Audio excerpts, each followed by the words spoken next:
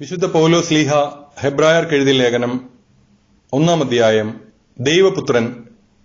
പൂർവ്വകാലങ്ങളിൽ പ്രവാചകന്മാർ വഴി വിവിധ ഘട്ടങ്ങളിലും വിവിധ രീതികളിലും ദൈവം നമ്മുടെ പിതാക്കന്മാരോട് സംസാരിച്ചിട്ടുണ്ട്.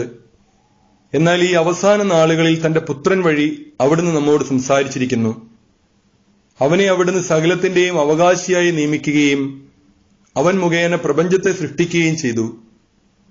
അവൻ അവിടുത്തെ മഹത്വത്തിന്റെ തേജസ്സും സത്തയുടെ മുദ്രയുമാണ്. തന്റെ ശക്തിയുടെ വചനത്താൽ അവൻ എല്ലാറ്റിനെയും താങ്ങി നിർത്തുന്നു. പാപങ്ങളിൽ നിന്ന് നമ്മെ ശുദ്ധീകരിച്ചതിനു ശേഷം അത്യുന്നതങ്ങളിലുള്ള മഹത്വത്തിന്റെ വലതുഭാഗത്ത് അവൻ ഉപവിഷ്ടനായി. അവൻ അവകാശമാക്കിയ നാമം ദേവദൂതന്മാരുടേതിനേക്കാൾ ശ്രേഷ്ഠമായിരിക്കുന്നത് പോലെ അവനും അവരെക്കാൾ ശ്രേഷ്ഠനാണ്. ദൂതന്മാരെക്കാൾ ശ്രേഷ്ഠൻ. ഏത് ദൂതനോടാണ് നീ എന്റെ പുത്രനാണ്, ഇന്ന് ഞാൻ നിനക്ക് ജന്മമേകി എന്നും ഞാൻ അവന് പിതാവും അവൻ എനിക്ക് പുത്രനുമായിരിക്കുമെന്നും ദൈവം അരുളി ചെയ്തിട്ടുള്ളത്? വീണ്ടും തന്റെ ആദ്യജാതനെ ലോകത്തിലേക്ക് അയച്ചപ്പോൾ അവിടുന്ന് പറഞ്ഞു, ദൈവത്തിന്റെ ദൂതന്മാരെല്ലാം അവനെ ആരാധിക്കട്ടെ. അവിടുന്ന് തന്റെ ദൂതന്മാരെ കാറ്റും ശുശ്രൂഷകരെ തീനാളങ്ങളുമാക്കുന്നു എന്ന് ദൂതന്മാരെക്കുറിച്ച് പറഞ്ഞിരിക്കുന്നു. എന്നാൽ പുത്രനെപ്പറ്റി പറയുന്നു, ദൈവമേ, അങ്ങയുടെ സിംഹാസനം എന്നേക്കും നിലനിൽക്കുന്നു. അങ്ങയുടെ രാജ്യത്തിന്റെ ചെങ്കോൽ നീതിയുടെ ചെങ്കോലാണ്. അങ്ങ് നീതിയെ സ്നേഹിച്ചു, അനീതിയെ വെറുത്തു. അതിനാൽ അങ്ങയുടെ സ്നേഹിതരെക്കാൾ അധികമായി സന്തോഷത്തിന്റെ തൈലം കൊണ്ട് അങ്ങയുടെ ദൈവം അങ്ങയെ അഭിഷേകം ചെയ്തിരിക്കുന്നു. കർത്താവേ, ആദിയിൽ അങ്ങ് ഭൂമിക്ക് അടിസ്ഥാനമിട്ടു. ആകാശം അങ്ങയുടെ കരവേലയാണ്. അവയൊക്കെയും നശിക്കും, അങ്ങ് മാത്രം നിലനിൽക്കും. വസ്ത്രം പോലെ അവ പഴകിപ്പോകും. മേലങ്കി പോലെ അങ്ങ് അവയെ മടക്കും. വസ്ത്രം പോലെ അവ മാറ്റപ്പെടും. എന്നാൽ അങ്ങേക്ക് മാറ്റമില്ല. അങ്ങയുടെ വത്സരങ്ങൾ അവസാനിക്കുകയുമില്ല. നിന്റെ ശത്രുക്കളെ ഞാൻ നിനക്ക് പാദപീഠമാക്കുവോളം നീ എന്റെ വലതുഭാഗത്തിരിക്കുക എന്ന് ഏത് ദൂതനോടാണ് എപ്പോഴെങ്കിലും അവിടുന്ന് പറഞ്ഞിട്ടുള്ളത്? രക്ഷയുടെ അവകാശികളാകാനിരിക്കുന്നവർക്ക് ശുശ്രൂഷ ചെയ്യാൻ അയക്കപ്പെട്ട സേവകാത്മാക്കളല്ലേ അവരെല്ലാം. വിശുദ്ധ പൗലോസ് ശ്ലീഹ ഹെബ്രായർക്ക് എഴുതിയ ലേഖനം 2-ാം അധ്യായം. രക്ഷ ക്രിസ്തുവിലൂടെ. നാം കേട്ടിട്ടുള്ള കാര്യങ്ങളിൽ നിന്ന് അകന്നു പോകാതിരിക്കാൻ അവയിൽ കൂടുതൽ ശ്രദ്ധിക്കുക ആവശ്യമാണ്. ദൂതന്മാർ പറഞ്ഞ വാക്കുകൾ സത്യമാവുകയും നിയമലംഘനത്തിനും അനുസരണമില്ലായ്മയ്ക്കും തക്ക ശിക്ഷ ലഭിക്കുകയും ചെയ്തെങ്കിൽ ഇത്ര മഹത്തായ രക്ഷയെ അവഗണിക്കുന്ന നാം ശിക്ഷയിൽ നിന്ന് എങ്ങനെ ഒഴിവാക്കപ്പെടും? ആരംഭത്തിൽ കർത്താവ് തന്നെയാണത് പ്രഖ്യാപിച്ചത്. അവിടുത്തെ വാക്ക് ശ്രവിച്ചവർ നമുക്കത് സ്ഥിരീകരിച്ചു തന്നു. അടയാളങ്ങൾ, അത്ഭുതങ്ങൾ, പല വിധത്തിലുള്ള ശക്തമായ പ്രവൃത്തികൾ എന്നിവ കൊണ്ടും തന്റെ ഇഷ്ടത്തിനൊത്ത് പരിശുദ്ധാത്മാവിനെ ദാനം ചെയ്തുകൊണ്ടും ദൈവം തന്നെ ഇതിന് സാക്ഷ്യം നൽകിയിരിക്കുന്നു. എന്തെന്നാൽ നാം പരാമർശിക്കുന്ന ഭാവി ലോകത്തെ ദൂതന്മാർക്കല്ലല്ലോ അവിടുന്ന് അധീനമാക്കിയത്.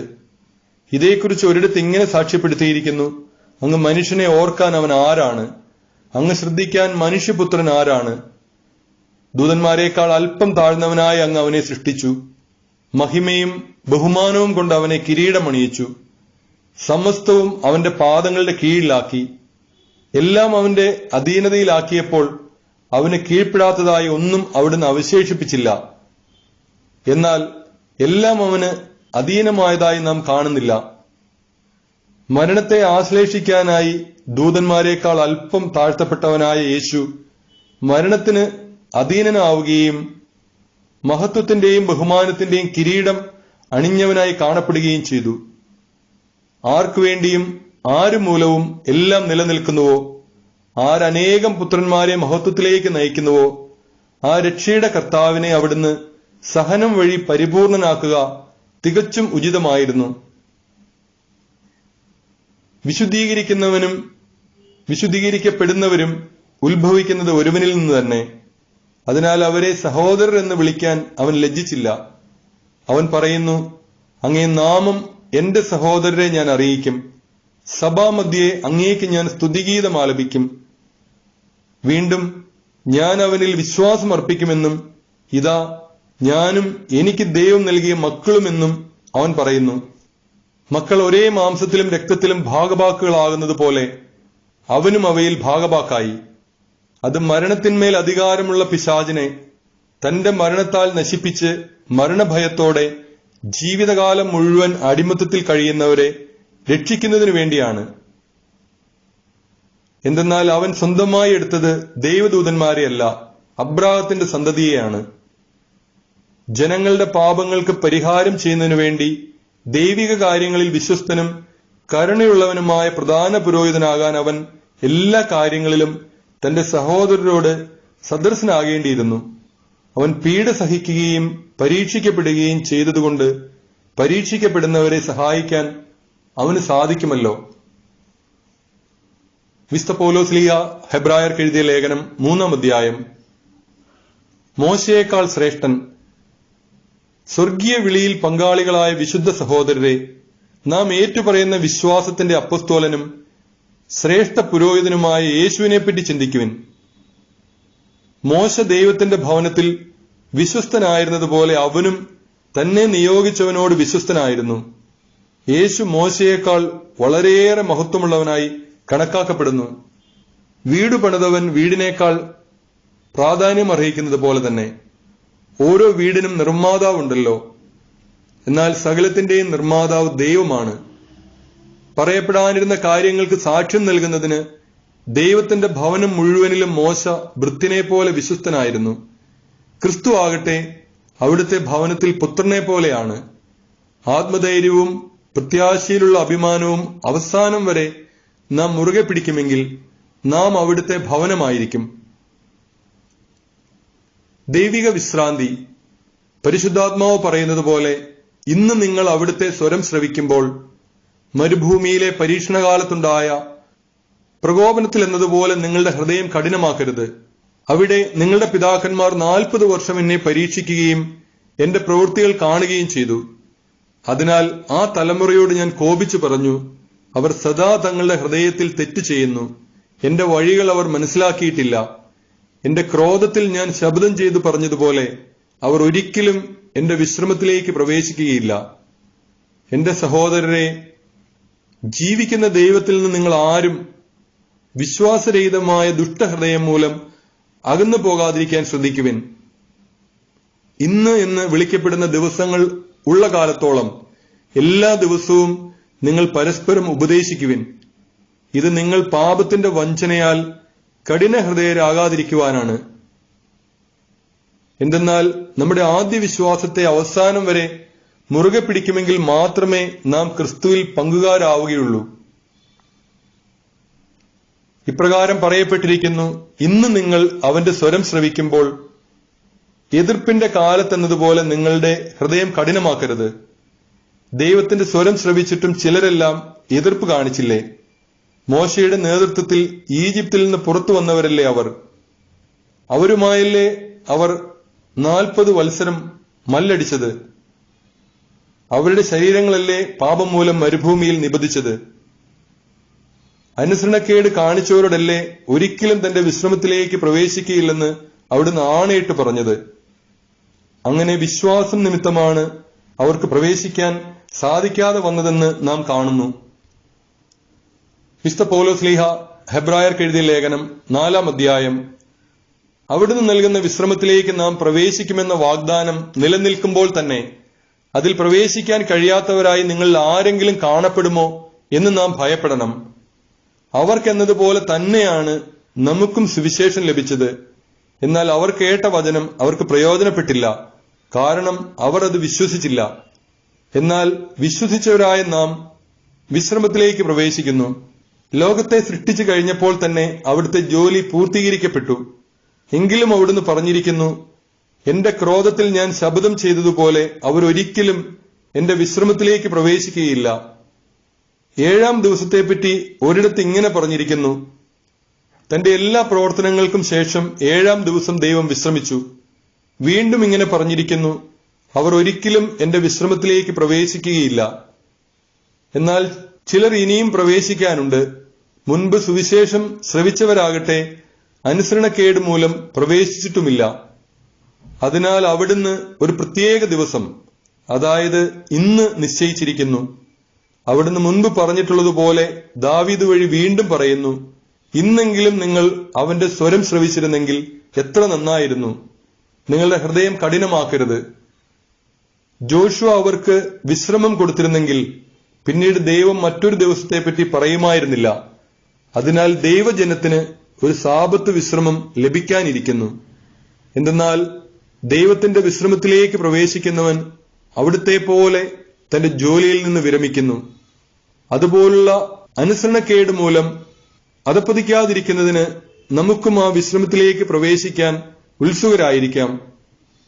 ദൈവത്തിന്റെ വചനം സജീവവും ഊർജ്ജസ്വലവുമാണ്.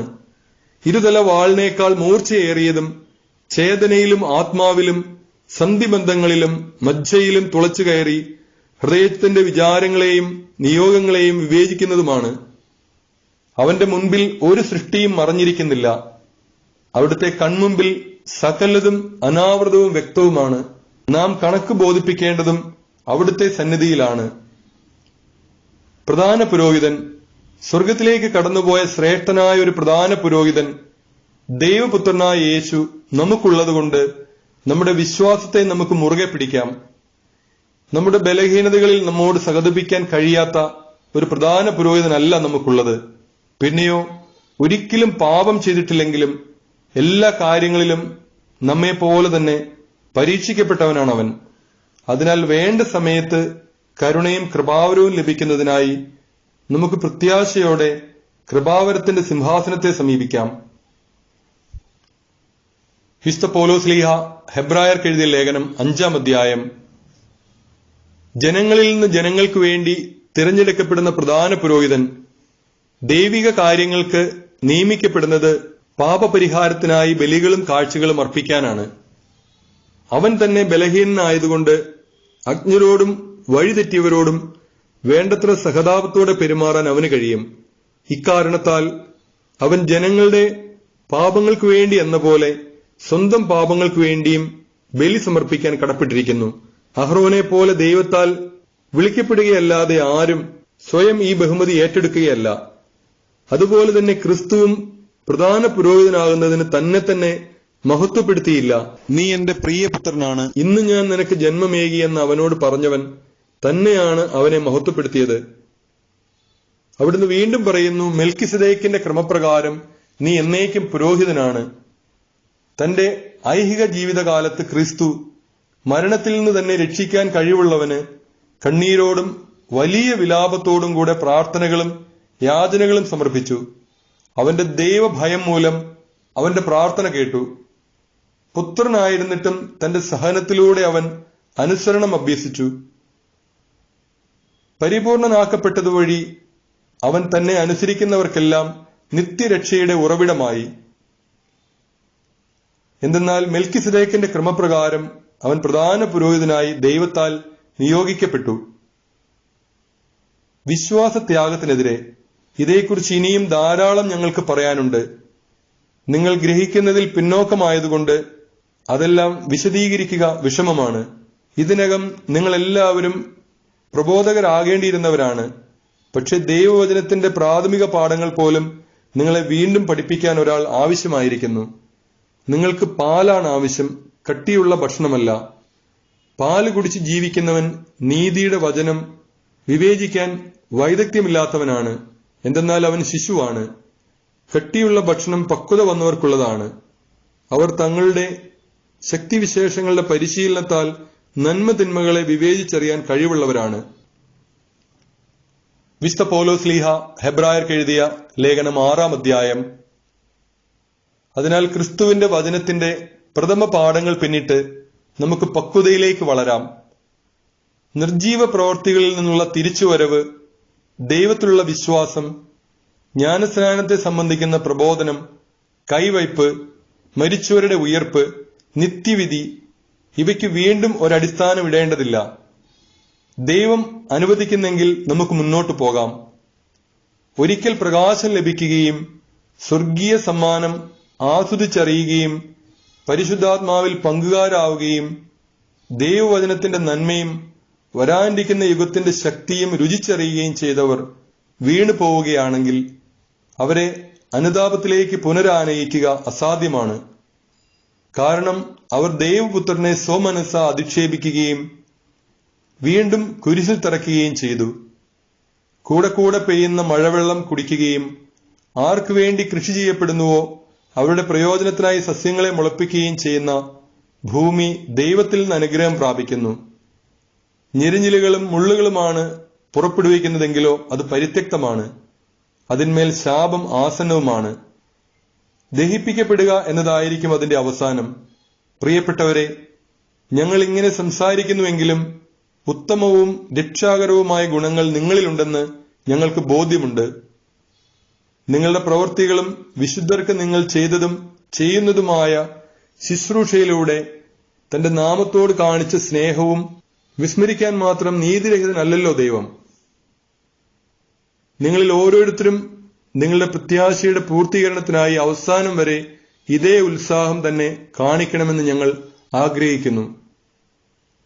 അങ്ങനെ നിരുത്സാഹരാകാതെ വിശ്വാസവും ദീർഘക്ഷമയും വഴി വാഗ്ദാനത്തിന്റെ അവകാശികളായവരെ അനുകരിക്കുന്നവരാകണം നിങ്ങൾ. ദൈവത്തിന്റെ വാഗ്ദാനം. ദൈവം അബ്രാഹത്തിന് വാഗ്ദാനം നൽകിയപ്പോൾ തന്നേക്കാൾ വലിയവനെക്കൊണ്ട് ശപഥം ചെയ്യാൻ ആരുമില്ലായിരുന്നതിനാൽ തന്നെക്കൊണ്ട് തന്നെ ശപഥം ചെയ്തു പറഞ്ഞു, നിശ്ചയമായും നിന്നെ ഞാൻ അനുഗ്രഹിക്കുകയും വർദ്ധിപ്പിക്കുകയും ചെയ്യും. അബ്രാഹാം ദീർഘക്ഷമയോടെ കാത്തിരുന്ന് ഈ വാഗ്ദാനം പ്രാപിച്ചു. മനുഷ്യർ തങ്ങളെക്കാൾ വലിയവനെ കൊണ്ടാണല്ലോ ശപഥം ചെയ്യുന്നത്. ശപഥമാണ് അവരുടെ എല്ലാ തർക്കങ്ങളും തീരുമാനിക്കുന്നതിൽ അവസാന വാക്ക്. ദൈവം തന്റെ തീരുമാനത്തിന്റെ അചഞ്ചലത വാഗ്ദാനത്തിന്റെ അവകാശികൾക്ക് കൂടുതൽ വ്യക്തമാക്കി കൊടുക്കാൻ നിശ്ചയിച്ചപ്പോൾ ഒരു ശബ്ദത്താൽ ഈ തീരുമാനം ഉറപ്പിച്ചു. മാറ്റമില്ലാത്തതും ദൈവത്തെ സംബന്ധിച്ച് വ്യാജമാകാത്തതുമായ ഈ രണ്ട് കാര്യങ്ങളിലൂടെ നമ്മുടെ മുൻപിൽ വയ്ക്കപ്പെട്ടിരിക്കുന്ന പ്രത്യാശയെ മുറുകെ പിടിക്കുന്നതിന് യത്നിക്കുന്ന നമുക്ക് വലിയ പ്രോത്സാഹനം ലഭിക്കുന്നു. ഈ പ്രത്യാശ നമ്മുടെ ആത്മാവിന്റെ സുരക്ഷിതവും സുസ്ഥിരവുമായ നങ്കൂരം പോലെയാണ്. നമ്മുടെ മുന്നോടിയായി യേശു മെൽക്കിസദേക്കിന്റെ ക്രമപ്രകാരം എന്നേക്കും പുരോഹിതനായിക്കൊണ്ട് ഏത് വിരിക്കുള്ളിൽ പ്രവേശിച്ചുവോ അതേ വിരിക്കുള്ളിലേക്ക് ഈ പ്രത്യാശ കടന്നു ചെല്ലുന്നു. വിശുദ്ധ പൗലോസ്ലീഹ ഹെബ്രായർക്ക് എഴുതിയ ലേഖനം 7-ാം അധ്യായം. മെൽക്കിസദേക്കിന്റെ ക്രമപ്രകാരം പുരോഹിതൻ. രാജാക്കന്മാരെ വധിച്ചതിനു ശേഷം മടങ്ങിവന്ന അബ്രാഹത്തെ കണ്ടപ്പോൾ സലേമിന്റെ രാജാവും അത്യുന്നതനായ ദൈവത്തിന്റെ പുരോഹിതനുമായ മെൽക്കിസദേക്ക് അവനെ അനുഗ്രഹിച്ചു. സകലത്തിന്റെയും ദശാംശം അബ്രാഹം അവന് നൽകി. അവന്റെ പേരിന് ഒന്നാമത് നീതിയുടെ രാജാവെന്നും രണ്ടാമത് സലേമിന്റെ സമാധാനത്തിന്റെ രാജാവുമെന്നാണ് അർത്ഥം. അവന് പിതാവോ മാതാവോ വംശപരമ്പരയോ ഇല്ല. അവന്റെ ദിവസങ്ങൾക്ക് ആരംഭമോ ആയുസ്സിന് അവസാനമോ ഇല്ല. ദൈവപുത്രന് സദൃശനായ അവൻ എന്നേക്കും പുരോഹിതനാണ്. അവൻ എത്ര വലിയവനെന്ന് കാണുവിൻ. പൂർവ്വപിതാവായ അബ്രാഹാം യുദ്ധത്തിൽ പിടിച്ചെടുത്തവയുടെ ദശാംശം അവന് കൊടുത്തുവല്ലോ. ലേവിയുടെ പുത്രന്മാരിൽ പൗരോഹിത്യം സ്വീകരിച്ചിരുന്നവർക്ക് തങ്ങളുടെ സഹോദരരും അബ്രാഹത്തിന്റെ മക്കളുമായിരുന്ന ജനങ്ങളിൽ നിന്ന് പോലും ദശാംശം വാങ്ങാൻ നിയമത്തിന്റെ അനുശാസനമുണ്ടായിരുന്നു. എന്നാൽ അവരുടെ വംശാവലിയിൽ പെടാതിരുന്നിട്ടും മെൽക്കിസദേക്ക് അബ്രാഹത്തിൽ നിന്ന് ദശാംശം വാങ്ങുകയും വാഗ്ദാനം സ്വീകരിച്ചിരുന്ന അബ്രാഹത്തെ അനുഗ്രഹിക്കുകയും ചെയ്തു. ചെറിയവൻ വലിയവനാൽ അനുഗ്രഹിക്കപ്പെടുന്നു, തർക്കമില്ല. ലേവ്യ പുരോഹിതന്മാരുടെ കാര്യത്തിൽ മരണമുള്ള മനുഷ്യരാണ് ദശാംശം വാങ്ങുന്നത്. മെൽക്കിസദേക്കിന്റെ കാര്യത്തിലാകട്ടെ ജീവിച്ചിരിക്കുന്നുവെന്ന് സാക്ഷ്യമുള്ളവൻ വാങ്ങുന്നു. ദശാംശം വാങ്ങിയിരുന്ന ലേവി പോലും അബ്രാഹത്തിലൂടെ ദശാംശം കൊടുത്തു എന്ന് പറയാവുന്നതാണ്.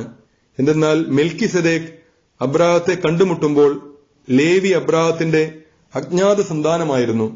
ലേവിയ പൗരോഹിത്യം വഴിയാണല്ലോ ജനങ്ങൾക്ക് നിയമം നൽകപ്പെട്ടത്. ആ പൗരോഹിത്യം വഴി പൂർണ്ണത പ്രാപിക്കാൻ കഴിയുമായിരുന്നെങ്കിൽ അഹറോന്റെ ക്രമത്തിൽ നിന്ന് വ്യത്യസ്തമായി മെൽക്കിസദേക്കിന്റെ ക്രമപ്രകാരം വേറൊരു പുരോഹിതൻ ഉണ്ടാവുക ആവശ്യമായിരുന്നോ? പൗരോഹിത്യത്തിൽ വ്യത്യാസം വരുമ്പോൾ നിയമത്തിലും ആവശ്യം മാറ്റം വരുന്നു. ഇവയൊക്കെ ആരെക്കുറിച്ച് പറയപ്പെട്ടിരിക്കുന്നുവോ അവൻ വേറൊരു വംശത്തിൽപ്പെട്ടവനാണ്. ആ വംശത്തിൽ നിന്നാകട്ടെ ആരും ബലിപീഠത്തെങ്കിൽ ശുശ്രൂഷ ചെയ്തിട്ടുമില്ല. നമ്മുടെ കർത്താവ് ജനിച്ചത് യൂദായുടെ വംശത്തിലാണെന്ന് സ്പഷ്ടമാണ്. ഈ വംശത്തിന്റെ പൗരോഹിത്യത്തെക്കുറിച്ച് മോശ ഒന്നും പറഞ്ഞിട്ടില്ല. മെൽക്കിസദേക്കിന്റെ സാദൃശ്യത്തിൽ മറ്റൊരു പുരോഹിതൻ പ്രത്യക്ഷനാകുന്നതിൽ നിന്ന് ഇത് കൂടുതൽ വ്യക്തമാകുന്നു. ഇവനോ ശാരീരിക ജനനക്രമം അനുസരിച്ചല്ല, പ്രത്യുത അക്ഷയമായ ജീവന്റെ ശക്തി നിമിത്തമാണ് പുരോഹിതനായത്. എന്തെന്നാൽ നീ മെൽക്കിസദേക്കിന്റെ ക്രമപ്രകാരം എന്നേക്കും പുരോഹിതനാകുന്നു എന്ന് അവനെക്കുറിച്ച് സാക്ഷ്യമുണ്ട്. ആദ്യ കൽപ്പന അസാധുവാക്കപ്പെട്ടത് അതിന്റെ ബലഹീനതയും നിഷ്പ്രയോജനത്വവും കൊണ്ടാണ്. നിയമം ഒന്നിനെയും പൂർണ്ണതയിൽ എത്തിച്ചിട്ടില്ല. അതിനേക്കാൾ ശ്രേഷ്ഠവും ദൈവത്തിലേക്ക് നമ്മെ അടുപ്പിക്കുന്നതുമായ പ്രത്യാശ അതിന്റെ സ്ഥാനത്ത് നിലവിൽ വന്നു. അതും ശബ്ദത്തോടു കൂടെയാണ്. മുൻപ് പുരോഹിതരായവർ ശബ്ദം കൂടാതെയാണ് തങ്ങളുടെ സ്ഥാനമേറ്റത്. ഇവനാകട്ടെ കർത്താവ് ശബ്ദം ചെയ്തിട്ടുണ്ട്, അവൻ മനസ്സ് മാറ്റുകയില്ല, നീ എന്നേക്കും പുരോഹിതനാണ് എന്ന് തന്നോട് പറഞ്ഞവന്റെ ശബ്ദത്തോടു കൂടെയാണ് പുരോഹിതനായത്. ഇത് ക്രിസ്തുവിനെ ശ്രേഷ്ഠമായ ഒരു ഉടമ്പടിക്ക് അച്ചാരമാക്കുന്നു. മുൻകാലങ്ങളിൽ അനേകം പുരോഹിതന്മാരുണ്ടായിരുന്നു. എന്നാൽ ശുശ്രൂഷയിൽ തുടരാൻ മരണം അവരെ അനുവദിച്ചില്ല. യേശു ആകട്ടെ എന്നേക്കും നിലനിൽക്കുന്നതുകൊണ്ട് അവന്റെ പൗരോഹിത്യം കൈമാറ്റപ്പെടുന്നില്ല. തന്നിലൂടെ ദൈവത്തെ സമീപിക്കുന്നവരെ പൂർണ്ണമായി രക്ഷിക്കാൻ അവന് കഴിവുണ്ട്. എന്നേക്കും ജീവിക്കുന്നവനായ അവൻ അവർക്ക് വേണ്ടി മാധ്യസ്ഥം വഹിക്കുന്നു. പരിശുദ്ധനും ദോഷരഹിതനും നിഷ്കളങ്കനും പാപികളിൽ നിന്ന് വേർതിരിക്കപ്പെട്ടവനും സ്വർഗത്തിനുമേൽ ഉയർത്തപ്പെട്ടവനുമായ ഒരു പ്രധാന പുരോഹിതൻ നമുക്കുണ്ടായിരിക്കുക ഉചിതമായിരുന്നു. അന്നത്തെ പ്രധാന പുരോഹിതന്മാരെ പോലെ ആദ്യമേ സ്വന്തം പാപങ്ങൾക്ക് വേണ്ടിയും അനന്തരം ജനത്തിന്റെ പാപങ്ങൾക്ക് വേണ്ടിയും അനുദിനം അവൻ ബലിയർപ്പിക്കേണ്ടതില്ല. അവൻ തന്നെ അർപ്പിച്ചുകൊണ്ട് എന്നേക്കുമായി ഒരിക്കൽ ബലിയർപ്പിച്ചിരിക്കുന്നു. വാസ്തവത്തിൽ നിയമം ബലഹീനരായ മനുഷ്യരെയാണ് പ്രധാന പുരോഹിതന്മാരായി നിയോഗിക്കുന്നത്. എന്നാൽ നിയമത്തിനു ശേഷം വന്ന ശബദത്തിന്റെ വചനമാകട്ടെ എന്നേക്കും പരിപൂർണനാക്കപ്പെട്ട പുത്രനെ നിയോഗിക്കുന്നു. വിശുദ്ധ പൗലോസ്ലീഹ ഹെബ്രായർക്ക് എഴുതിയ ലേഖനം 8-ാം അധ്യായം.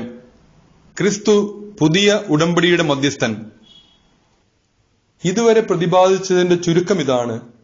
സ്വർഗത്തിൽ മഹിമയുടെ സിംഹാസനത്തിന്റെ വലതുഭാഗത്തിരിക്കുന്ന ഒരു പ്രധാന പുരോഹിതൻ നമുക്കുണ്ട്. അവൻ വിശുദ്ധ വസ്തുക്കളുടെയും മനുഷ്യനിർമ്മിതമല്ലാത്തതും കർത്താവിനാൽ സ്ഥാപിതവുമായ സത്യകൂടാരത്തിന്റെയും ശുശ്രൂഷകനാണ്. പ്രധാന പുരോഹിതന്മാർ കാഴ്ചകളും ബലികളും സമർപ്പിക്കുവാനാണ് നിയോഗിക്കപ്പെടുന്നത്. അതിനാൽ സമർപ്പിക്കാനായി എന്തെങ്കിലും ഉണ്ടായിരിക്കുക അവനും ആവശ്യമായിരുന്നു. അവൻ ഭൂമിയിലായിരുന്നെങ്കിൽ നിയമപ്രകാരം കാഴ്ചകൾ അർപ്പിക്കുന്ന പുരോഹിതന്മാർ അവിടെ ഉള്ളതുകൊണ്ട് പുരോഹിതനെ ആകുമായിരുന്നില്ല. സ്വർഗീയ വസ്തുക്കളുടെ സാദൃശ്യത്തെയും നിഴലിനെയുമാണ് അവർ ശുശ്രൂഷിക്കുന്നത്. മോശ കൂടാരം തീർക്കാൻ ഒരുങ്ങിയപ്പോൾ ദൈവം ഇപ്രകാരം അവനെ ഉപദേശിച്ചു: പർവ്വതത്തിൽ വെച്ച് നിനക്ക് കാണിച്ചു തന്ന മാതൃകയനുസരിച്ച് എല്ലാം ചെയ്യാൻ ശ്രദ്ധിച്ചുകൊള്ളുക. ഇപ്പോഴാകട്ടെ ക്രിസ്തു കൂടുതൽ ശ്രേഷ്ഠമായ വാഗ്ദാനങ്ങളിൽ അധിഷ്ഠിതമായ ഒരു ഉടമ്പടിയുടെ മധ്യസ്ഥനായിരിക്കുന്നത് പോലെ പഴയതിനേക്കാൾ കൂടുതൽ ശ്രേഷ്ഠമായ ഒരു ശുശ്രൂഷക സ്ഥാനവും അവന് ലഭിച്ചിരിക്കുന്നു. ആദ്യത്തെ ഉടമ്പടി കുറ്റമറ്റതായിരുന്നെങ്കിൽ രണ്ടാമതൊന്നിന് അവസരമുണ്ടാകുമായിരുന്നില്ല. അവിടുന്ന് അവരെ കുറ്റപ്പെടുത്തിക്കൊണ്ട് അരുളി ചെയ്യുന്നു: കർത്താവ് അരുളി ചെയ്യുന്നു, ഇസ്രായേൽ കുടുംബവും യൂദാ കുടുംബവുമായി ഞാൻ ഒരു പുതിയ ഉടമ്പടി സ്ഥാപിക്കുന്ന ദിനങ്ങൾ വരുന്നു. ആ ഉടമ്പടി അവരുടെ പിതാക്കന്മാരെ ഈജിപ്തിൽ നിന്ന് പുറത്തു കൊണ്ടുവരാൻ അവരെ കൈപിടിച്ചു നടത്തിയ ആ ദിവസം അവരുമായി ചെയ്ത ഉടമ്പടി പോലെ ആയിരിക്കുകയില്ല. എന്തെന്നാൽ കർത്താവ് അരുളി ചെയ്യുന്നു, അവർ എന്റെ ഉടമ്പടിയിൽ ഉറച്ചു നിന്നില്ല, അതുകൊണ്ട് ഞാനും അവരെ ശ്രദ്ധിച്ചില്ല. കർത്താവ് അരുളി ചെയ്യുന്നു, ആ ദിവസങ്ങൾക്ക് ശേഷം ഇസ്രായേൽ ഭവനവുമായി ഞാൻ ചെയ്യുന്ന ഉടമ്പടി ഇതാണ്: എന്റെ നിയമങ്ങൾ അവരുടെ മനസ്സിൽ ഞാൻ സ്ഥാപിക്കും, അവരുടെ ഹൃദയത്തിൽ ഞാൻ അവ ആലേഖനം ചെയ്യും. ഞാൻ അവർക്ക് ദൈവമായിരിക്കും, അവർ എന്റെ ജനവും. ആരും തന്റെ സഹപൗരനെയോ സഹോദരനെയോ കർത്താവിനെ അറിയുക എന്ന് പറഞ്ഞു പഠിപ്പിക്കേണ്ടതില്ല. എന്തെന്നാൽ അവരിലെ ഏറ്റവും ചെറിയവൻ മുതൽ ഏറ്റവും വലിയവൻ വരെ എല്ലാവരും എന്നെ അറിയും. അവരുടെ അനീതികളുടെ നേർക്ക് ഞാൻ കരുണയുള്ളവനായിരിക്കും, അവരുടെ പാപങ്ങൾ ഞാൻ ഒരിക്കലും ഓർക്കുകയുമില്ല. വിശുദ്ധ പൗലോസ് ശ്ലീഹ ഹെബ്രായർക്ക് എഴുതിയ ലേഖനം 9-ാം അധ്യായം, ബലി പഴയതും പുതിയതും ആദ്യത്തെ ഉടമ്പടി അനുസരിച്ച് തന്നെ ആരാധനാവിധികളും ഭൗമികമായ വിശുദ്ധ സ്ഥലവും ഉണ്ടായിരുന്നു. ദീപപീഠവും മേശയും കാഴ്ചയപ്പവും സജ്ജീകരിക്കപ്പെട്ടിരുന്ന പുറത്തെ കൂടാരം വിശുദ്ധ സ്ഥലമെന്ന് വിളിക്കപ്പെടുന്നു. രണ്ടാം വിരിക്കകത്തുള്ള കൂടാരം അതിവിശുദ്ധ സ്ഥലം എന്ന് വിളിക്കപ്പെടുന്നു. അതിൽ സ്വർണം കൊണ്ടുള്ള ധൂപപീഠവും എല്ലാ വശവും പൊന്നു പൊതിഞ്ഞ വാഗ്ദാന പേടകവും ഉണ്ടായിരുന്നു. മന്ന വെച്ചിരുന്ന സ്വർണ്ണ കലശവും അഹറോന്റെ തളിർത്ത വടിയും ഉടമ്പടിയുടെ ഫലകങ്ങളും അതിൽ സൂക്ഷിച്ചിരുന്നു. പേടകത്തിനു മീതെ കൃപാസനത്തിനുമേൽ നിഴൽ വീഴ്ത്തിയിരുന്ന മഹത്വത്തിന്റെ കെരൂബുകൾ ഉണ്ടായിരുന്നു. ഇവയെപ്പറ്റി ഇപ്പോൾ വിവരിച്ചു പറയാനാവില്ല. ഇവയെല്ലാം സജ്ജീകരിച്ചതിനു ശേഷം പുരോഹിതന്മാർ എല്ലാ സമയത്തും ആദ്യത്തെ കൂടാരത്തിൽ പ്രവേശിച്ച് ശുശ്രൂഷ നിർവഹിച്ചിരുന്നു. രണ്ടാമത്തെ കൂടാരത്തിലാകട്ടെ പ്രധാന പുരോഹിതൻ മാത്രം തനിക്കു വേണ്ടിയും ജനത്തിന്റെ തെറ്റുകൾക്ക് വേണ്ടിയും അർപ്പിക്കാനുള്ള രക്തവുമായി ആണ്ടിലൊരിക്കൽ പ്രവേശിക്കുന്നു. ഈ കാലഘട്ടത്തിന്റെ പ്രതീകമായ ആദ്യത്തെ കൂടാരം നിലനിൽക്കുന്നിടത്തോളം കാലം ശ്രീകോവിലേക്കുള്ള പാത തുറക്കപ്പെട്ടിട്ടില്ലെന്ന് പരിശുദ്ധാത്മാവ് ഇതിനാൽ വ്യക്തമാക്കുന്നു. അർപ്പിക്കുന്നവന്റെ അന്ധകരണത്തെ വിശുദ്ധീകരിക്കാൻ കഴിവില്ലാത്ത കാഴ്ചകളും ബലികളുമാണ് ഇപ്രകാരം സമർപ്പിക്കപ്പെടുന്നത്. നവീകരണ കാലം വരെ നിലവിലിരുന്ന ഭക്ഷണപാനീയങ്ങൾ, പലവിധ ക്ഷാളനങ്ങൾ എന്നിങ്ങനെ ശാരീരിക നിയമങ്ങളോട് മാത്രമേ അവയ്ക്ക് ബന്ധമുള്ളൂ. എന്നാൽ വരാനിരിക്കുന്ന നന്മകളുടെ പ്രധാന പുരോഹിതനായി ക്രിസ്തു പ്രത്യക്ഷപ്പെട്ടു. കൂടുതൽ മഹനീയവും പൂർണ്ണവും മനുഷ്യനിർമ്മിതമല്ലാത്തതും സൃഷ്ടവസ്തുക്കളിൽ പെടാത്തതുമായ കൂടാരത്തിലൂടെ എന്നേക്കുമായി ശ്രീകോവിലിൽ അവൻ പ്രവേശിച്ചു. അവനോട് പ്രവേശിച്ച് നിത്യരക്ഷ സാധിച്ചത് കോലാടുകളുടെയോ കാളക്കിടാങ്ങളുടെയോ രക്തത്തിലൂടെയല്ല, സ്വന്തം രക്തത്തിലൂടെയാണ്. കോലാടുകളുടെയും കാളക്കിടാങ്ങളുടെയും രക്തം തളിക്കുന്നതും പശുക്കിടാവിന്റെ ഭസ്മം വിതറുന്നതും അശുദ്ധരെ ശാരീരികമായി ശുദ്ധീകരിക്കുന്നു. എങ്കിൽ നിത്യാത്മാവ് മൂലം കളങ്കമില്ലാതെ ദൈവത്തിന് തന്നെ തന്നെ സമർപ്പിച്ച ക്രിസ്തുവിന്റെ രക്തം ജീവിക്കുന്ന ദൈവത്തെ ശുശ്രൂഷിക്കാൻ നമ്മുടെ അന്ധകരണത്തെ നിർജീവ പ്രവൃത്തികളിൽ നിന്ന് എത്ര അധികമായി വിശുദ്ധീകരിക്കുകയില്ല. വിളിക്കപ്പെട്ടവർ വാഗ്ദത്തമായ നിത്യാവകാശം പ്രാപിക്കുന്നതിന് അവനൊരു പുതിയ ഉടമ്പടിയുടെ മധ്യസ്ഥനായി. കാരണം ആദ്യത്തെ ഉടമ്പടിക്ക് വിധേയരായിരിക്കെ നിയമം ലംഘിച്ചവർക്ക് അവൻ സ്വന്തം മരണത്താൽ രക്ഷയായി തീർന്നു. മരണപത്രത്തിന്റെ കാര്യത്തിൽ അത് എഴുതിയവന്റെ മരണം സ്ഥിരീകരിക്കപ്പെടണം. മരണപത്രം സാധൂകരിക്കപ്പെടുന്നത് മരണശേഷം മാത്രമാണ്. അതുണ്ടാക്കിയവൻ ജീവിച്ചിരിക്കെ അതിന് ഒരു സാധുതയുമില്ലല്ലോ. അതിനാൽ രക്തം കൂടാതെയല്ല ആദ്യത്തെ ഉടമ്പടിയും ഉറപ്പിക്കപ്പെട്ടത്. മോശ നിയമത്തിലെ ഓരോ കൽപ്പനയും ജനങ്ങളോട് പ്രഖ്യാപിച്ചപ്പോൾ അവൻ പശുക്കിടാങ്ങളുടെയും ആടുകളുടെയും രക്തം ജലത്തിൽ കലർത്തി ചുമന്ന ആട്ടിൻ രോമവും ഹിസോപ്പ് ചെടിയും ഉപയോഗിച്ച് പുസ്തകത്തിന്മേലും ജനങ്ങളുടെ മേലും തളിച്ചുകൊണ്ട് പറഞ്ഞു, ഇത് ദൈവം നിങ്ങളോട് കൽപ്പിച്ചിരിക്കുന്ന ഉടമ്പടിയുടെ രക്തമാണ്. അപ്രകാരം തന്നെ കൂടാരത്തിന്മേലും ശുശ്രൂഷയ്ക്കുള്ള സകല പാത്രങ്ങളിന്മേലും ആ രക്തം അവൻ തളിച്ചു. നിയമപ്രകാരം മിക്ക വസ്തുക്കളും രക്തത്താലാണ് ശുദ്ധീകരിക്കപ്പെടുന്നത്. രക്തം ചിന്താതെ പാപമോചനമില്ല. സ്വർഗീയ കാര്യങ്ങളുടെ സാദൃശ്യമായിരിക്കുന്നവ ഇപ്രകാരം ശുദ്ധീകരിക്കപ്പെടുക ആവശ്യമായിരുന്നു. സ്വർഗീയ കാര്യങ്ങളാകട്ടെ കൂടുതൽ ശ്രേഷ്ഠമായ ബലികളാലും മനുഷ്യനിർമ്മിതവും സാക്ഷാലുള്ളവയുടെ പ്രതിരൂപമായ വിശുദ്ധ സ്ഥലത്തേക്കല്ല, നമുക്ക് വേണ്ടി ദൈവസന്നിധിയിൽ നിൽക്കാൻ സ്വർഗത്തിലേക്ക് തന്നെയാണ് യേശു പ്രവേശിച്ചത്. അത് പ്രധാന പുരോഹിതൻ തന്റേതല്ലാത്ത രക്തത്തോടുകൂടെ വിശുദ്ധ സ്ഥലത്തേക്ക് ആണ്ടുതോറും പ്രവേശിക്കുന്നത് പോലെ പല പ്രാവശ്യം തന്നെ തന്നെ സമർപ്പിക്കാനായിരുന്നില്ല. ആയിരുന്നെങ്കിൽ ലോകാരംഭം മുതൽ പല പ്രാവശ്യം അവൻ പീഡ സഹിക്കേണ്ടി വരുമായിരുന്നു. കാലത്തിന്റെ പൂർണ്ണതയിൽ തന്നെ തന്നെ ബലിയർപ്പിച്ചുകൊണ്ട് പാപത്തെ നശിപ്പിക്കാൻ ഇപ്പോൾ ഇതാ അവൻ ഒരിക്കൽ മാത്രം പ്രത്യക്ഷപ്പെട്ടിരിക്കുന്നു. മനുഷ്യൻ ഒരു പ്രാവശ്യം മരിക്കണം, അതിനുശേഷം വിധി എന്ന് നിശ്ചയിക്കപ്പെട്ടിരിക്കുന്നു. അതുപോലെ തന്നെ ക്രിസ്തുവും വളരെ പേരുടെ പാപങ്ങൾ ഉന്മൂലനം ചെയ്യുന്നതിനു വേണ്ടി ഒരു പ്രാവശ്യം അർപ്പിക്കപ്പെട്ടു. അവൻ വീണ്ടും വരും, പാപപരിഹാരാർത്ഥമല്ല, തന്നെ ആകാംക്ഷപൂർവ്വം കാത്തിരിക്കുന്നവരുടെ രക്ഷയ്ക്കു വേണ്ടി. വിശുദ്ധ പൗലോസ് ശ്ലീഹ ഹെബ്രായർക്ക് എഴുതിയ ലേഖനം 10-ാം അധ്യായം. എന്നേക്കുമുള്ള ഏകബലി. നിയമം വരാനിരിക്കുന്ന നന്മകളുടെ നിഴൽ മാത്രമാണ്, അവയുടെ തനി രൂപമല്ല. അതിനാൽ ആണ്ടുതോറും ഒരേ ബലി തന്നെ അർപ്പിക്കപ്പെടുന്നെങ്കിലും അവയിൽ സംബന്ധിക്കുന്നവരെ പൂർണ്ണരാക്കാൻ അവയ്ക്കൊരിക്കലും കഴിയുന്നില്ല. അവയ്ക്ക് കഴിഞ്ഞിരുന്നെങ്കിൽ ബലിയർപ്പണം തന്നെ നിന്നു പോകുമായിരുന്നില്ലേ? ആരാധകർ ഒരിക്കൽ ശുദ്ധീകരിക്കപ്പെട്ടിരുന്നെങ്കിൽ പിന്നെ പാപത്തെക്കുറിച്ച് യാതൊരു അവബോധവും അവർക്കുണ്ടാകുമായിരുന്നില്ല. എന്നാൽ ഈ ബലികൾ മൂലം അവർ ആണ്ടുതോറും തങ്ങളുടെ പാപങ്ങൾ ഓർക്കുന്നു. കാരണം കാളകളുടെയും കോലാളുകളുടെയും രക്തത്തിന് പാപങ്ങൾ നീക്കിക്കളയാൻ സാധിക്കുകയില്ല.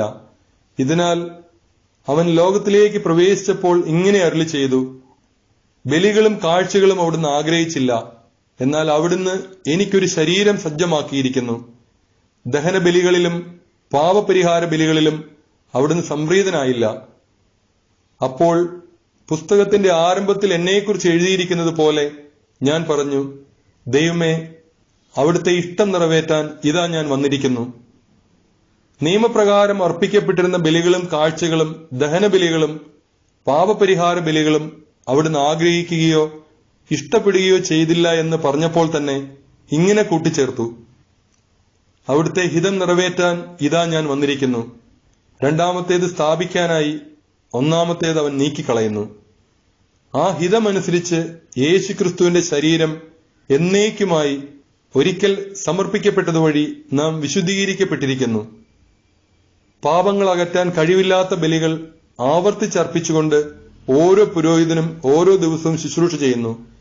എന്നാൽ അവനാകട്ടെ പാപങ്ങൾക്ക് വേണ്ടി എന്നേക്കുമായുള്ള ഏക ബലി അർപ്പിച്ചു കഴിഞ്ഞപ്പോൾ ദൈവത്തിന്റെ വലതുഭാഗത്ത് ഉപവിഷ്ടനായി. ശത്രുക്കളെ തന്റെ പാദപീഠമാക്കുവോളം അവൻ കാത്തിരിക്കുന്നു. വിശുദ്ധീകരിക്കപ്പെട്ടവരെ അവൻ ഏക ബലി സമർപ്പണം വഴി എന്നേക്കുമായി പരിപൂർണരാക്കിയിരിക്കുന്നു. പരിശുദ്ധാത്മാവ് തന്നെ നമുക്ക് സാക്ഷ്യം നൽകുന്നു.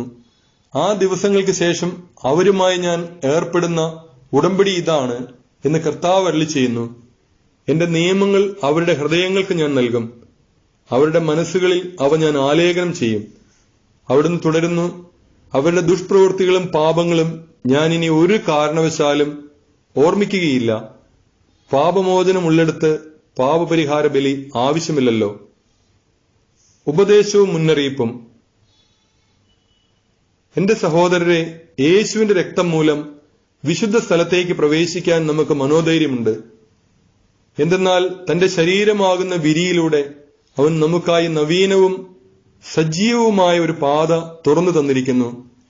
ദൈവഭവനത്തിന്റെ മേൽനോട്ടക്കാരനായി നമുക്കൊരു മഹാപുരോഹിതനുണ്ട്. അതിനാൽ വിശ്വാസത്തിന്റെ ഉറപ്പുള്ള സത്യഹൃദയത്തോടെ നമുക്ക് അടുത്തു ചെല്ലാം. ഇതിന് ദുഷ്ടമനസാക്ഷിയിൽ നിന്ന് നമ്മുടെ ഹൃദയത്തെ വെടിപ്പാക്കുകയും ശരീരം ശുദ്ധജലത്താൽ കഴുകുകയും വേണം.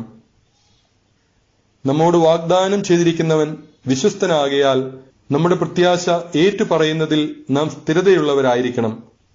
സ്നേഹത്തോടെ ജീവിക്കുന്നതിനും നല്ല കാര്യങ്ങൾ ചെയ്യുന്നതിനും പരസ്പരം പ്രോത്സാഹിപ്പിക്കാൻ എങ്ങനെ കഴിയുമെന്ന് നമുക്ക് പര്യാലോചിക്കാം.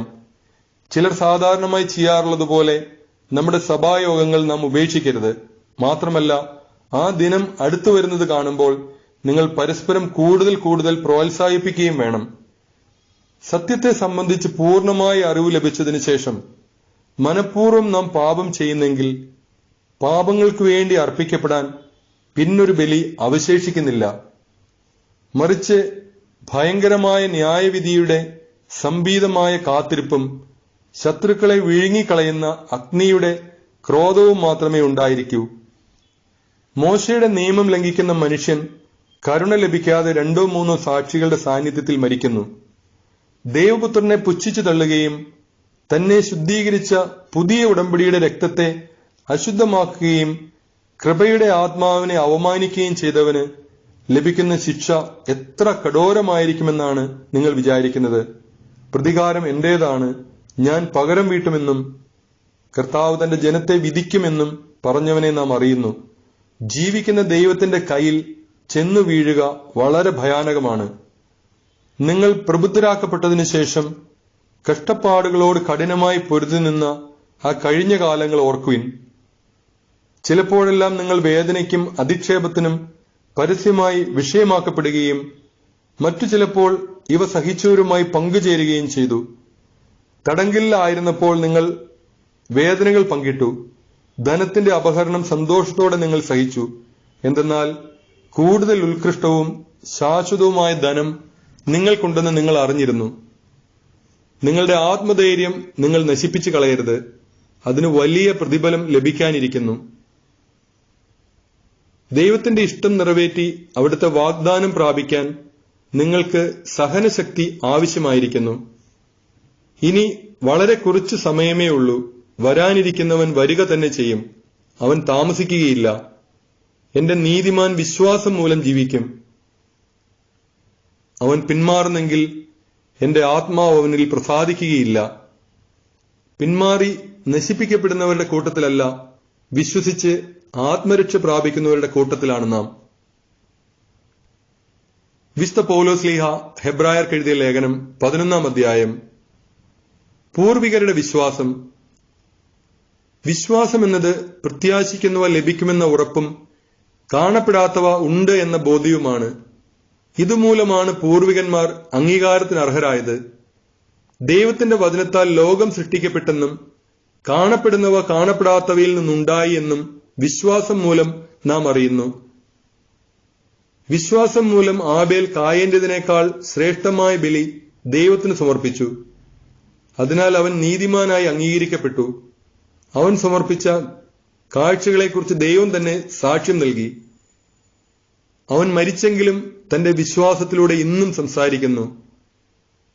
വിശ്വാസം മൂലം ഹെനോക്ക് മരണം കാണാതെ സംവഹിക്കപ്പെട്ടു. ദൈവം അവനെ സംവഹിച്ചതുകൊണ്ട് പിന്നീട് അവൻ കാണപ്പെട്ടുമില്ല. അപ്രകാരം എടുക്കപ്പെടുന്നതിന് മുൻപ് താൻ ദൈവത്തെ പ്രസാദിപ്പിച്ചുവെന്ന് അവന് സാക്ഷ്യം ലഭിച്ചു. വിശ്വാസമില്ലാതെ ദൈവത്തെ പ്രസാദിപ്പിക്കുക സാധ്യമല്ല.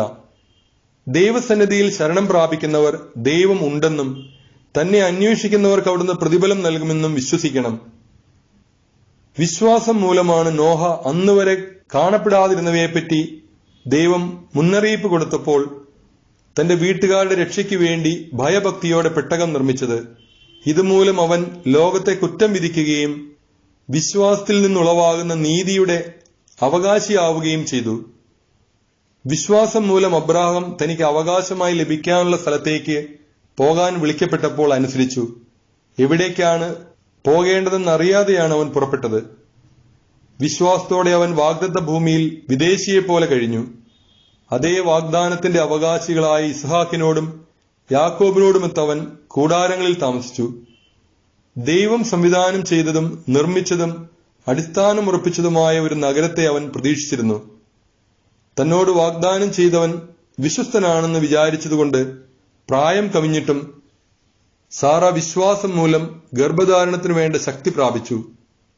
അതിനാൽ ഒരുവനിൽ നിന്ന്, അതും മൃതപ്രായനായ ഒരുവനിൽ നിന്ന്, ആകാശത്തിലെ നക്ഷത്രജാലങ്ങൾ പോലെയും കടലോരത്തെ സംഖ്യാതീതമായ മണൽത്തിരികൾ പോലെയും വളരെ പേർ ജനിച്ചു. ഇവരെല്ലാം വിശ്വാസത്തോടെയാണ് മരിച്ചത്. അവർ വാഗ്ദാനം ചെയ്യപ്പെട്ടത് പ്രാപിച്ചില്ല.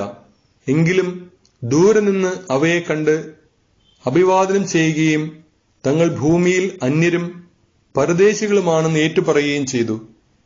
ഇപ്രകാരം പറയുന്നവർ തങ്ങൾ പിതൃദേശത്തെയാണ് അന്വേഷിക്കുന്നതെന്ന് വ്യക്തമാക്കുന്നു. തങ്ങൾ വിട്ടുപോകുന്ന സ്ഥലത്തെക്കുറിച്ചാണ് അവർ ചിന്തിച്ചിരുന്നതെങ്കിൽ അവിടേക്ക് തന്നെ മടങ്ങിച്ചെല്ലാൻ അവസരമുണ്ടാകുമായിരുന്നു. ഇപ്പോഴാകട്ടെ അവർ അതിനേക്കാൾ ശ്രേഷ്ഠവും സ്വർഗീയവുമായതിന് ലക്ഷ്യം വയ്ക്കുന്നു. അവരുടെ ദൈവം എന്ന് വിളിക്കപ്പെടുന്നതിൽ ദൈവം ലജ്ജിക്കുന്നില്ല. അവർക്കായി അവിടുന്ന് ഒരു നഗരം തയ്യാറാക്കിയിട്ടുണ്ടല്ലോ. വിശ്വാസം മൂലമാണ് പരീക്ഷിക്കപ്പെട്ടപ്പോൾ അബ്രാഹാം ഇസഹാക്കിനെ സമർപ്പിച്ചത്. ഇസഹാക്കിലൂടെ നിന്റെ സന്തതി വിളിക്കപ്പെടും എന്ന വാഗ്ദാനം സ്വീകരിച്ചിരുന്നിട്ടും അവൻ തന്റെ ഏകപുത്രനെ ബലിയർപ്പിക്കാൻ ഒരുങ്ങി.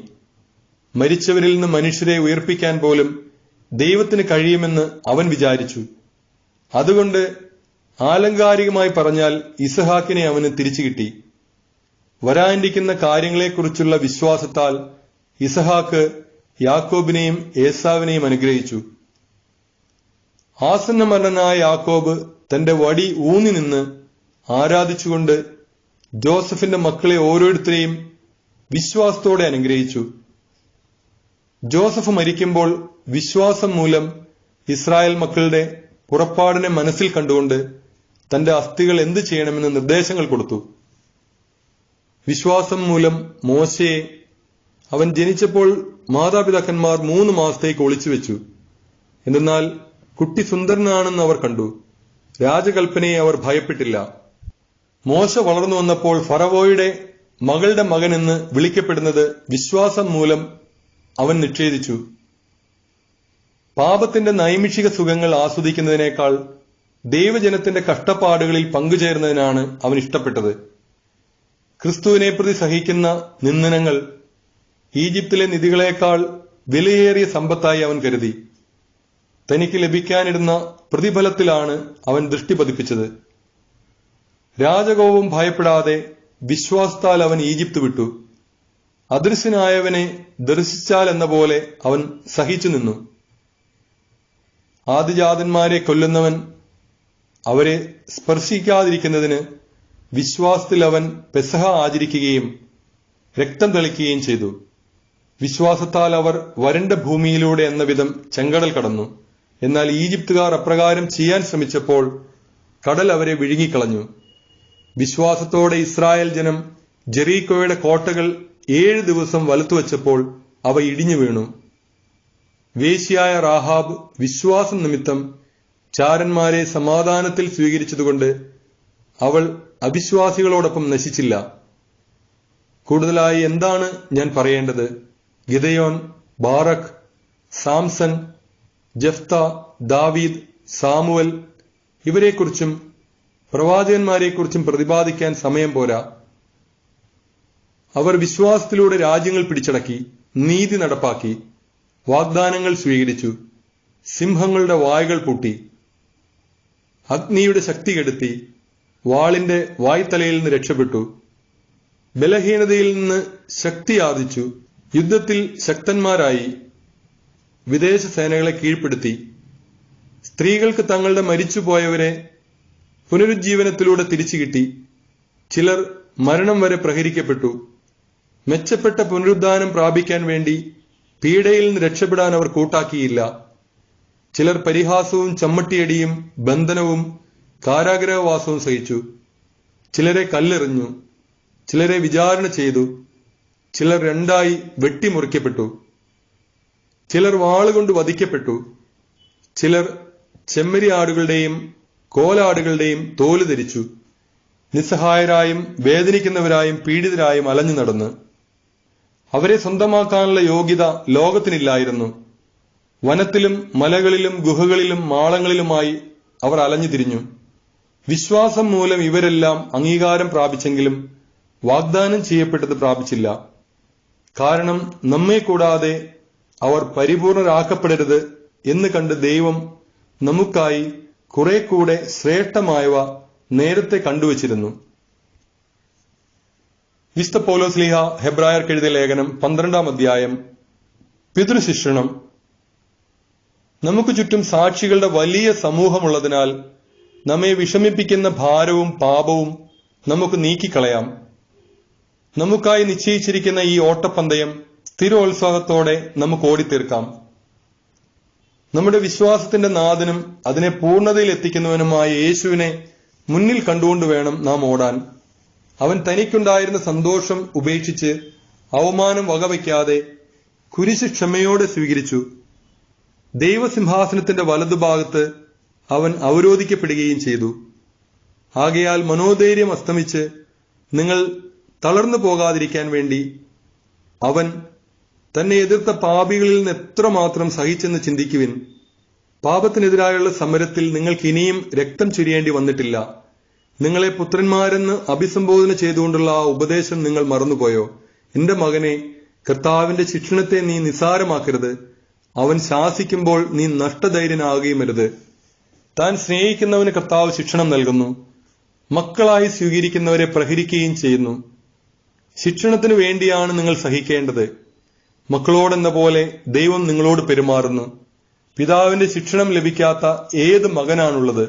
എല്ലാവർക്കും ലഭിക്കുന്ന ശിക്ഷണം നിങ്ങൾക്കും ലഭിക്കാതിരുന്നാൽ നിങ്ങൾ മക്കളല്ല, ജാരസന്തതികളാണ്. ഇതിനും പുറമെ നമ്മെ തിരുത്തുന്നതിന് നമുക്ക് ഭൗമിക പിതാക്കന്മാരുണ്ടായിരുന്നു. നാം അവരെ ബഹുമാനിക്കുകയും ചെയ്തു. അങ്ങനെയെങ്കിൽ നാം ആത്മാക്കളുടെ പിതാവിന് വിധേയരായി ജീവിക്കേണ്ടതല്ലേ? ഭൗമിക പിതാക്കന്മാർ തങ്ങളുടെ ഇഷ്ടമനുസരിച്ച് കുറച്ചു സമയം നമ്മെ പരിശീലിപ്പിച്ചു. എന്നാൽ ദൈവം നമ്മെ പരിശീലിപ്പിക്കുന്നത് നമ്മുടെ നന്മയ്ക്കും തന്റെ പരിശുദ്ധിയിൽ നാം പങ്കുകാരാകുന്നതിനും വേണ്ടിയാണ്. എല്ലാ ശിക്ഷണവും സന്തോഷപ്രദമെന്നതിനേക്കാൾ വേദനാജനകമായി തൽക്കാലത്തേക്ക് തോന്നുന്നു. എന്നാൽ അതിൽ പരിശീലിക്കപ്പെട്ടവർക്ക് കാലാന്തരത്തിൽ നീതിയുടെ സമാധാനപൂർവകമായ ഫലം ലഭിക്കുന്നു. അതിനാൽ തളർന്ന കൈകളെയും ബലമില്ലാത്ത കാൽമുട്ടുകളെയും ശക്തിപ്പെടുത്തുവിൻ. മുടന്തുള്ള പാദങ്ങൾ സന്ധിവിട്ട് ഇടറിപ്പോകാതെ സുഖപ്പെടാൻ തക്കവിധം അവയ്ക്ക് നേർവഴി ഒരുക്കുവിൻ. ദൈവകൃപ നിരസിച്ചാൽ എല്ലാവരോടും സമാധാനത്തിൽ വർത്തിച്ച് വിശുദ്ധിക്ക് വേണ്ടി പരിശ്രമിക്കുവിൻ. വിശുദ്ധി കൂടാതെ ആർക്കും കർത്താവിനെ ദർശിക്കാൻ സാധിക്കുകയില്ല. ദൈവകൃപ ആർക്കും നഷ്ടപ്പെടാതിരിക്കാൻ ശ്രദ്ധിക്കുവിൻ. വിദ്വേഷത്തിന്റെ വേര് വളർന്ന് ഉപദ്രവം ചെയ്യാതിരിക്കാൻ സൂക്ഷിക്കുവിൻ. വിദ്വേഷം മൂലം പലരും അശുദ്ധരായി തീരുന്നു. ഒരു നേരത്തെ ഭക്ഷണത്തിനു വേണ്ടി തന്റെ കടിഞ്ഞൂൽ പുത്രസ്ഥാനം വിറ്റ ഏസാവിനെ പോലെ ആരും അസന്മാർഗിയോ അധാർമികനോ ആകരുത്. പിന്നീട് അവകാശം പ്രാപിക്കാൻ ആഗ്രഹിച്ചപ്പോൾ അവൻ തിരസ്കരിക്കപ്പെട്ടുവെന്ന് നിങ്ങൾക്കറിയാമല്ലോ. കണ്ണീരോടെ അവൻ അത് ആഗ്രഹിച്ചെങ്കിലും അനുതപിക്കാൻ അവന് അവസരം ലഭിച്ചില്ല. സ്പർശിക്കാവുന്ന വസ്തുവിനെയോ എരിയുന്ന അഗ്നിയെയോ അന്ധകാരത്തെയോ കാർമേഘത്തെയോ ചുഴലിക്കാറ്റിനെയോ കാഹളധ്വനിയെയോ ഇനി അരുതേയെന്ന് കേട്ടവരെ കൊണ്ട് പറയിക്കുന്ന വാക്കുകളുടെ മുഴക്കത്തെയോ അല്ല നിങ്ങൾ സമീപിക്കുന്നത്. മലയെ സമീപിക്കുന്നത് ഒരു മൃഗമാണെങ്കിൽ പോലും അതിനെ കല്ലെറിയണം എന്ന കൽപ്പന അവർക്ക് ദുസ്സഹമായിരുന്നു. ഞാൻ ഭയം കൊണ്ട് വിറയ്ക്കുന്നു എന്ന് മോശ പറയത്തക്ക വിധം അത്ര ഭയങ്കരമായിരുന്നു ആ കാഴ്ച. സിയോൻ മലയിലേക്കും ജീവിക്കുന്ന ദൈവത്തിന്റെ നഗരമായ സ്വർഗീയ ജെറുസലേമിലേക്കും അസംഖ്യം ദൂതന്മാരുടെ സമൂഹത്തിലേക്കുമാണ് നിങ്ങൾ വന്നിരിക്കുന്നത്. സ്വർഗത്തിൽ പേരെഴുതപ്പെട്ടിരിക്കുന്ന ആദ്യജാതരുടെ സമൂഹത്തിലേക്കും സഭയിലേക്കും എല്ലാവരുടെയും ദൈവമായ ന്യായാധിപന്റെ മുമ്പിലേക്കും പരിപൂർണരാക്കപ്പെട്ട നീതിമാന്മാരുടെ ആത്മാക്കളുടെ അടുത്തേക്കും പുതിയ ഉടമ്പടിയുടെ മധ്യസ്ഥനായ യേശുവിന്റെ സവിധത്തിലേക്കും ആബേലിന്റെ രക്തത്തെക്കാൾ ശ്രേഷ്ഠമായവ വാഗ്ദാനം ചെയ്യുന്ന തളിക്കപ്പെട്ട രക്തത്തിലേക്കുമാണ് നിങ്ങൾ വന്നിരിക്കുന്നത്. സംസാരിച്ചുകൊണ്ടിരിക്കുന്നവനെ നിരസിക്കാതിരിക്കാൻ ശ്രദ്ധിക്കുവിൻ. ഭൂമിയിൽ തങ്ങൾക്ക് മുന്നറിയിപ്പ് നൽകിയവനെ നിരസിച്ചവർ രക്ഷപ്പെട്ടില്ലെങ്കിൽ സ്വർഗത്തിൽ നിന്ന് നമ്മോട് സംസാരിച്ചവനെ നാം തിരസ്കരിച്ചാൽ രക്ഷപ്പെടുക കൂടുതൽ പ്രയാസമാണ്. അന്ന് അവന്റെ സ്വരം ഭൂമിയെ ഇളക്കി. എന്നാൽ ഇനിയും ഒരിക്കൽ കൂടി ഞാൻ ഭൂമിയെ മാത്രമല്ല ആകാശത്തെയും ഇളക്കുമെന്ന് ഇപ്പോൾ അവൻ വാഗ്ദാനം ചെയ്തിരിക്കുന്നു. ഇനിയും ഒരിക്കൽ കൂടി എന്ന പ്രയോഗം സൂചിപ്പിക്കുന്നത് ഇളക്കപ്പെട്ടവ, സൃഷ്ടിക്കപ്പെട്ടവ നീക്കം ചെയ്യപ്പെടുമെന്നാണ്. ഇളക്കപ്പെടാൻ പാടില്ലാത്തവ നിലനിൽക്കാൻ വേണ്ടിയാണ് ഇത്.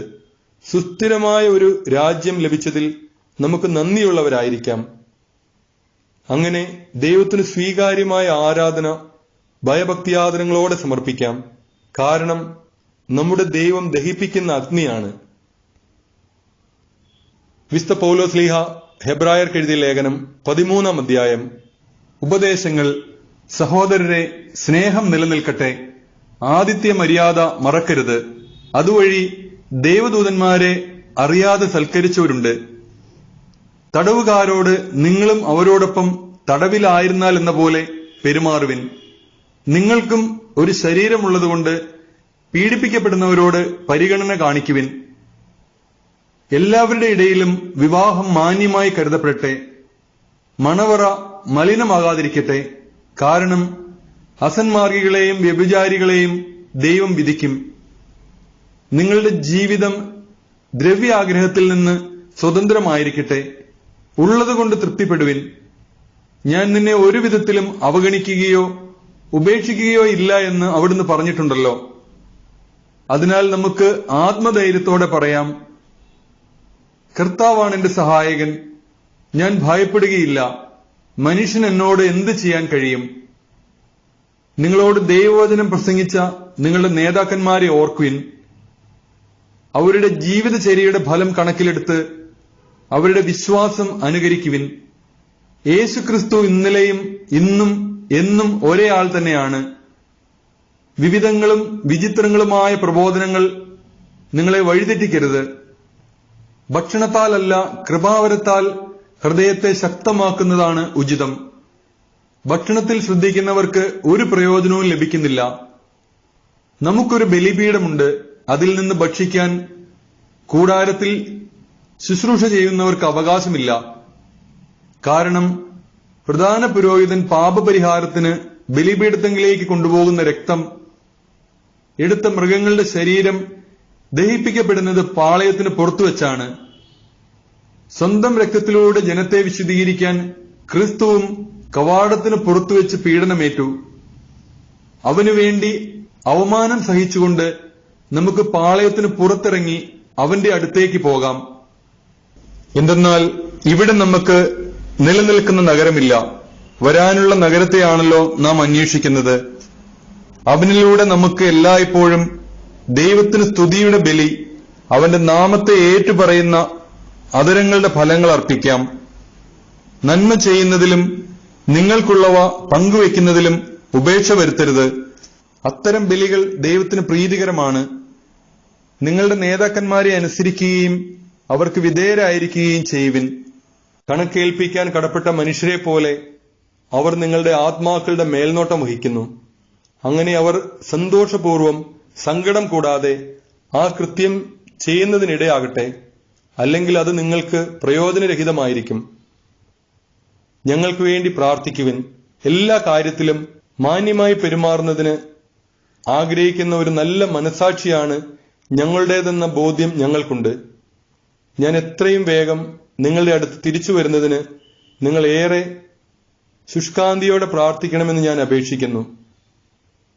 ആശംസകൾ. ആടുകളുടെ വലിയ ഇടയനെ, നമ്മുടെ കർത്താവായ യേശുവിനെ, മരിച്ചവരിൽ നിന്ന് ഉയർപ്പിച്ച സമാധാനത്തിന്റെ ദൈവം നിത്യമായ ഉടമ്പടിയുടെ രക്തത്താൽ എല്ലാ നന്മകളും കൊണ്ട് നിങ്ങളെ ധന്യരാക്കട്ടെ. അങ്ങനെ യേശു ക്രിസ്തുവിലൂടെ നമ്മിൽ പ്രവർത്തിക്കുന്ന അവിടുത്തെ ഹിതം അവിടത്തേക്ക് അഭികാമ്യമായത് നിറവേറ്റാൻ നിങ്ങളെ സഹായിക്കട്ടെ. അവൻ എന്നും എന്നേക്കും മഹത്വമുണ്ടായിരിക്കട്ടെ. ആമേൻ. എന്റെ സഹോദരരെ, ഞാൻ നിങ്ങൾക്ക് ചുരുക്കമായി എഴുതിയിരിക്കുന്ന ഈ ആശ്വാസവചനങ്ങൾ ക്ഷമയോടെ സ്വീകരിക്കണമെന്ന് ഞാൻ നിങ്ങളോട് അഭ്യർത്ഥിക്കുന്നു. നമ്മുടെ സഹോദരൻ തിമോത്തിയോസ് മോചിപ്പിക്കപ്പെട്ടുവെന്ന് നിങ്ങൾ അറിഞ്ഞാലും അവൻ വേഗം വന്നാൽ അവനോടൊപ്പം ഞാൻ നിങ്ങളെ കണ്ടുകൊള്ളാം. നിങ്ങളുടെ നേതാക്കന്മാർക്കും എല്ലാ വിശുദ്ധർക്കും വന്ദനം പറയുവിൻ. ഇറ്റലിയിൽ നിന്ന് വന്നവർ നിങ്ങൾക്ക് വന്ദനം പറയുന്നു. ദൈവത്തിന്റെ കൃപാവരം നിങ്ങൾ എല്ലാവരുടെയും കൂടെ ഉണ്ടായിരിക്കട്ടെ.